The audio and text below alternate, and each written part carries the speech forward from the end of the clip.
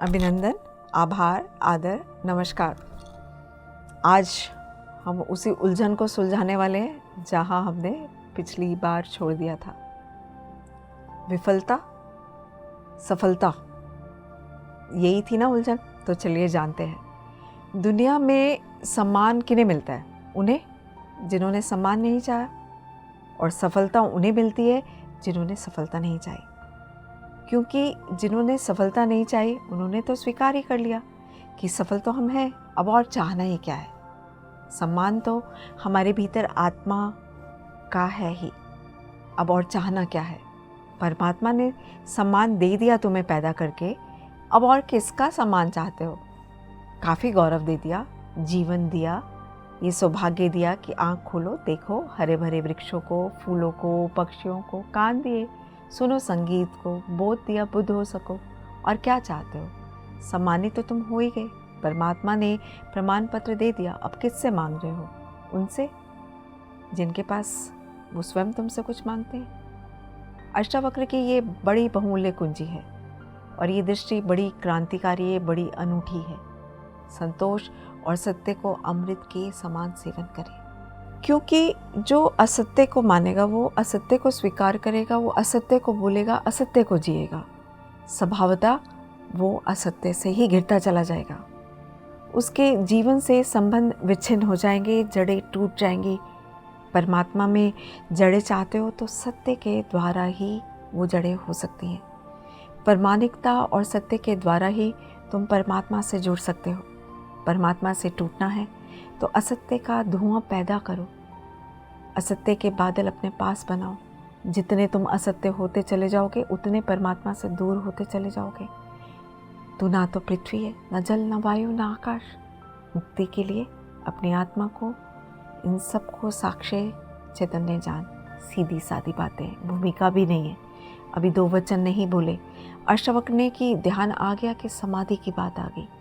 जानने वाले के पास समाधि के अतिरिक्त और कुछ जताने को है भी नहीं।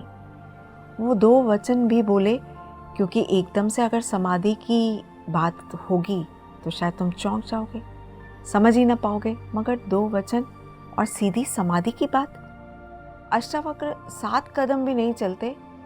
बुद्ध तो कहते हैं 7 कदम चले और 8वें कदम पर समाधि है। अष्टावक्र तो पहला कदम ही समाधि को उठाते हैं। तो ना पृथ्वी है, न जल, न वायु, न आकाश। ऐसी प्रतीति में अपने को थिर कर मुक्ति के लिए आत्मा को, अपने को, इन सब का साक्षी चैतन्य जान। साक्षी सूत्र है, इससे महत्वपूर्ण सूत्र और कोई भी नहीं। देखने वाले बनो, जो हो रहा है उसे होने दो, उसमें बाधा डालने की जरूरत नहीं। ये देह तो जल है, मिट्टी है, अग्नि है, आकाश है। तुम इसके भीतर तो वो दिए हो जिसमें ये सब जल, अग्नि, मिट्टी, आकाश, वायु प्रकाशित हो रहे हैं। तुम दृष्टा हो, इस बात को गहन करो। साक्षी नाम चिद्रूपम आत्मानाम विधि, यह इस जगत में सर्वाधिक बहुमूल्य सूत्र है। साक्षी बनो, इसी से होगा ज्ञान, वैराग्य, मुक्ति। प्रश्न 3 थे, उत्तर 1 है। यदि तू देह को अपने से अलग कर और चैतन्य में विश्राम कर स्थित है तो तू अभी ही सुखी, शांत और बंध मुक्त हो जाएगा। इसलिए मैं कहता हूँ ये जड़ मूल से क्रांति है। पतंजलि इतनी हिम्मत से नहीं कहते कि अभी ही। पतंजलि कहते करो अभ्यास, यम नियम साधो, प्राणायाम, प्रत्याहार, आसन शुद्ध करो। जन्म जन्म लगेंगे तब सिद्धि है। महावीर कहते हैं 5 महाव्रत, और तब जन्म जन्म लगेंगे, तब होगी निर्जरा, तब कटेगा जाल कर्मों का।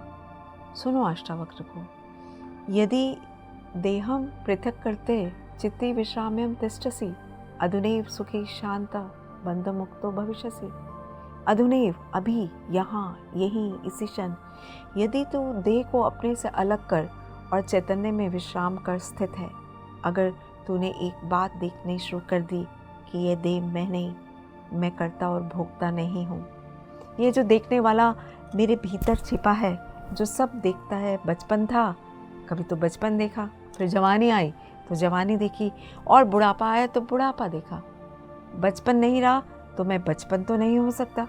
आया गया, मैं तो हूँ, जवानी नहीं रही तो मैं जवानी भी नहीं हो सकता, आई और गई, मैं तो हूँ। बुढ़ापा आया जा रहा है तो मैं बुढ़ापा नहीं हो सकता, क्योंकि जो आता है जाता है वह मैं कैसे हो सकता हूँ, मैं तो सदा हूँ। जिस पर बचपन आया, जिस पर जवानी आई, जिस पर बुढ़ापा आया, जिस पर 1000 चीज़ें आई और गई, मैं वही शाश्वत हूँ। स्टेशनों की तरह बदलती रहती है, बचपन, जवानी, बुढ़ापा, जन्म, यात्री चलता जाता। तुम स्टेशन के साथ अपने को एक तो नहीं समझ लेते ना। पूना की स्टेशन पर तुम ऐसे तो नहीं समझ लेते कि मैं पूना हूँ। फिर पहुँचे मनमाड़ तो ऐसा तो नहीं समझ लेते कि मैं मनमाड़ हूँ। तुम जानते हो कि पूना आया गया, मनमाड़ आया गया, तुम तो यात्री हो, दृष्टा हो, जिसने पूना देखा पूना आया, जिसने मनमाड़ देखा मनमाड़ आया, तुम तो देखने वाले हो। तो पहली बात, जो हो रहा है उसमें से देखने वाले को अलग कर लो। इम्पॉर्टेंट है, ध्यान रखें। देह को अपने से अलग कर और चैतन्य में विश्राम। और करने योग्य कुछ भी नहीं है। जैसे लाओ त्सु का सूत्र है समर्पण, वैसे अष्टावक्र का सूत्र है विश्राम, रेस्ट। करने को कुछ भी नहीं है। मेरे पास लोग आते हैं, ओशो कहते हैं, वो कहते हैं ध्यान कैसे करें, प्रश्न ही गलत पूछ रहे हैं। अब गलत पूछते हैं तो मैं उनको कहता हूँ करो। अब क्या करोगे? तो उनको बता देता हूँ कि करो, कुछ ना कुछ तो करना ही पड़ेगा। अभी तुम्हें करने की खुजलाहट जो है तो उसे तो पूरा करना होगा। खुजली है तो क्या करोगे? बिना खुजाए बनता नहीं, लेकिन धीरे धीरे उनको करवा करवा कर थका डालता हूँ। फिर वे कहते हैं कि अब इससे छुटकारा दिलवाओ। अब कब तक ये करते रहें? और मैं कहता हूँ मैं तो पहले ही राजी था, लेकिन तुम्हें समझने में ज़रा देर लगे, अब विश्राम करो। ध्यान का आत्यांतिक अर्थ विश्राम है।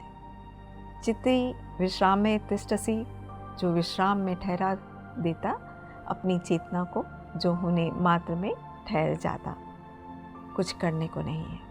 क्योंकि जिसे तुम खोज रहे हो वो मिला ही हुआ है, क्योंकि जिसे तुम खोज रहे हो उसे कभी खोया ही नहीं, और उसे खोया नहीं जा सकता। ये ध्यान रखे, यही तुम्हारा स्वभाव है। ऐ महात्मा ब्रह्म, तुम ब्रह्म हो, अनलहक, तुम सत्य हो। कहाँ खोजते हो, कहाँ भागे चले जाते हो? अपने को ही खोजने कहाँ भागे चले जाते हो? रुको, ठहरो। परमात्मा दौड़ने से नहीं मिलता, क्योंकि परमात्मा दौड़ने वाले में छिपा है। परमात्मा कुछ करने से भी नहीं मिलता, क्योंकि करने वाले में छिपा है। होने के लिए कुछ करने की जरूरत नहीं है, तुम हो ही। इसलिए अष्टावक्र कहते हैं चित्ती विश्रामय, विश्राम करो, ढीला छोड़ो अपने को, ये तनाव छोड़ो। कहाँ जाते? कहीं जाने को नहीं, कहीं पहुँचने को नहीं है। और चैतन्य में विश्राम, तो तू अभी ही इसी क्षण अधुनैव सुखी, शांत और बंध मुक्त हो जाएगा। अनूठा है वचन, नहीं कोई और शास्त्र इसका मुकाबला नहीं करता। तू ब्राह्मण आदि वर्ण नहीं है, और ना तू कोई आश्रम वाला है, और ना आँख आदि इंद्रियों का विषय है। असंग और निराकार तो सबका, विश्व का साक्षी है, ऐसा जानकर सुखी हो। अब ब्राह्मण कैसे टीका लगे? तो ब्राह्मण आदि वर्ण है ही नहीं। अब हिंदू शास्त्र को कैसे सिर पर उठाए? क्योंकि उनका तो सारा धर्म वर्ण और आश्रम पर खड़ा है। और ये तो पहले ही अष्टावक्र जड़ काटने लगे। वे कहते हैं तो कोई ब्राह्मण नहीं है, ना कोई शूद्र है, ना क्षत्रिय है, ये सब बेकार व्यर्थ की बातें हैं। ये सब ऊपर के आरोपण है, राजनीति और समाज के खेल हैं। तो सिर्फ ब्रह्म है, ब्राह्मण नहीं, क्षत्रिय नहीं, शूद्र नहीं, ना ही तो कोई आश्रम वाला ब्राह्मण आदि है, और ना तो ये कि तू कोई ब्रह्मचर्य आश्रम में है, कि गृहस्थ आश्रम में है, कि वानप्रस्थ की संन्यास्त, कोई आश्रम वाला नहीं है। तू तो इस सारे स्थानों के भीतर से गुजरने वाला दृष्टा साक्षी है। अष्टावक्र की गीता हिंदू दावा नहीं कर सकते हमारी है, सबकी है ये। अगर अष्टावक्र के समय में मुसलमान होते, हिंदू होते, ईसाई होते, तो उन्होंने कहा होता ना तू हिंदू है, ना तू ईसाई है, ना मुसलमान, अब ऐसे अष्टावक्र को कौन मंदिर बनाए इनके लिए, कौन इसके शास्त्र को सिर पर उठाए, कौन दावेदार बने, क्योंकि ये तो सभी का निषेध कर रहे हैं। मगर ये सत्य की सीधी घोषणा है, असंग और निराकार तो सबका, विश्व का साक्षी है, ऐसा जानकर सुखी हो। अष्टावक्र ये नहीं कहते कि ऐसा तुम जानोगे तो फिर सुखी होगे। वचन को ठीक से सुनिए। अष्टावक्र कहते हैं ऐसा जानकर सुखी हो। ना त्वं विप्रादिको वर्णो नाश्रमो नाक्ष गोचरा, असंगो असि निराकारो विश्व साक्षी सुखी भव। सुखी भव, अभी हो सुखी। जनक पूछते हैं कैसे सुख होगा, कैसे बंधन मुक्ति होगी, कैसे ज्ञान होगा। अष्टावक्र कहते हैं अभी हो सकता है, क्षण मात्र की भी देर करने की कोई ज़रूरत नहीं है। इसे कल पर तो छोड़ने का कोई कारण ही नहीं है, स्थगित करने की भी ज़रूरत नहीं है। ये घटना भविष्य में नहीं घटती, या तो घटती है अभी या कभी नहीं घटती, और जब घटती है तब अभी घटती है, क्योंकि अभी के अतिरिक्त कोई समय ही नहीं है। भविष्य कहाँ है? जब आता है तब अभी की तरह तो आता है। तो जो भी ज्ञान को उत्पन्न हुए हैं अभी उत्पन्न हुए हैं, कभी पर मत छोड़ना। ये मन की चालाकी है। मन कहता है इतनी जल्दी कैसे हो सकता है, तैयारी तो कर लें जरा। लोग आते हैं ओशो के पास, कहते हैं संन्यास लेना है, लेंगे कभी, कभी कभी ना लोगे। कभी पर टाला तो सदा के लिए टाला, कभी तो आता ही नहीं। लेना हो तो अभी, अभी के अतिरिक्त कोई समय ही नहीं है। अभी है जीवन, अभी है मुक्ति, अभी है अज्ञान, अभी है ज्ञान, अभी है निद्रा, अभी हो सकता है जागरण। कभी क्यों कठिन होता है मन को, क्योंकि मन कहता है तैयारी तो करने दो भाई। मन कहता है कोई भी काम तैयारी के बिना कैसे घटता है। आदमी को विश्वविद्यालय से प्रमाण पत्र लेना है तो वर्षों लगते हैं, डॉक्टरेट करनी है तो 20-25 साल लग जाते हैं मेहनत करते करते, फिर आदमी जाकर डॉक्टर हो पाता है। अभी कैसे हो सकते? अष्टावक्र भी जानते हैं दुकान करनी हो तो अभी थोड़ी ही खुल जाएगी, इकट्ठा तो करना पड़ेगा, आयोजन तो करना पड़ेगा, सामान लाना पड़ेगा, दुकान बनानी पड़ेगी, ग्राहक खोजने पड़ेंगे, विज्ञापन भेजना पड़ेगा, वर्षों लगते हैं। इस जगत में कोई भी चीज़ अभी तो घटती नहीं, क्रम से घटती है। ठीक है, अष्टावक्र भी जानते हैं, मैं भी जानता हूँ, लेकिन एक घटना यहाँ ऐसी है जो अभी घटती है, वह परमात्मा है।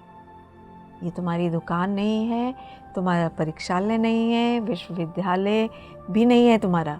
परमात्मा क्रम से नहीं घटता, घट ही चुका है। आँख भर खोलने की बात है, सूरज निकल ही चुका है। सूरज तुम्हारी आँख के लिए नहीं रुका है कि तुम जब आँख खोलोगे तब निकलेगा।